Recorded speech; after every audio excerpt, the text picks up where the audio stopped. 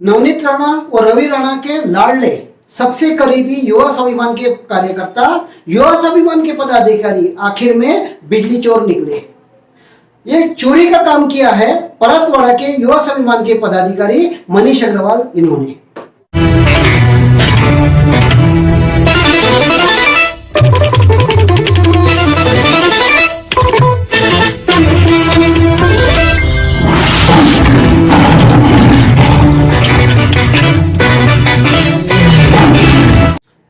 नमस्कार, मैं शरण सिंह राठौड़ और आप देख रहे हैं विदर्भ प्रभात लाइव।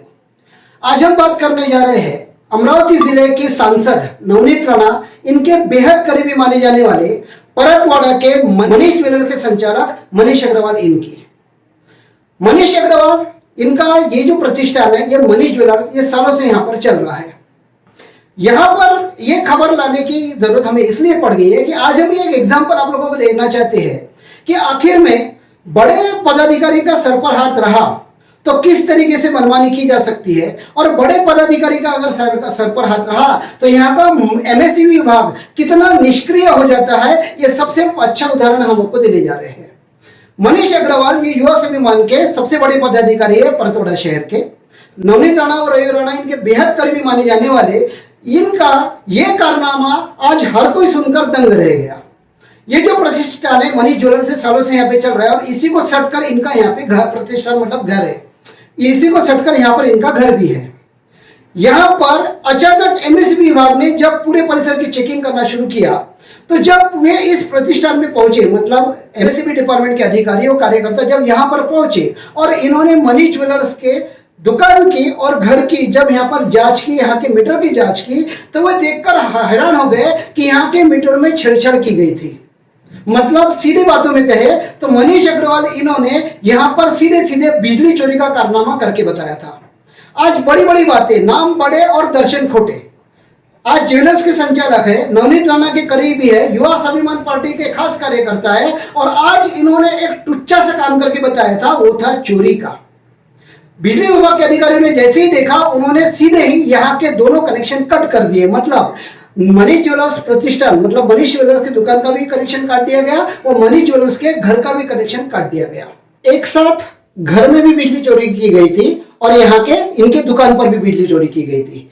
दोनों जगह बिजली चोरी करने वाले मनीष अग्रवाल, इन पर अब तक एमएसईबी ने कार्रवाई क्यों नहीं की थी? हम खुलेआम आरोप लगा रहे हैं एमएसईबी के वायरमैन पर और एमएसईबी के अधिकारियों पर कि आज तक यहाँ पर खुले में लेन देन चल रहा था। एक पदाधिकारी ने अपना नाम छिपाने के शर्त पर हमें जानकारी दे दी थी कि यह जो बिजली चोरी चल रही थी, लगभग 8 से 10 सालों से बिजली चोरी चल रही थी, लेकिन क्योंकि बिजली विभाग के नियमानुसार मुश्किल से 1 या 2 साल का एक राउंड फिगर, एक आंकड़ा यहाँ पर हर्जाने के रूप में दिया जाता है, और यही आंकड़ा मतलब 7.25 लाख का हर्जाना, 1.25 लाख का जो दंड उस पर लगाया गया था मनीष अग्रवाल इन पर, यह 7.25 का आंकड़ा सिर्फ 1 साल का था। मतलब 1 साल की बिजली चोरी का आंकड़ा 7.25 लाख। तो फिर में 10 साल से जो बिजली चोरी की जा रही थी, इसका हिसाब कौन देगा?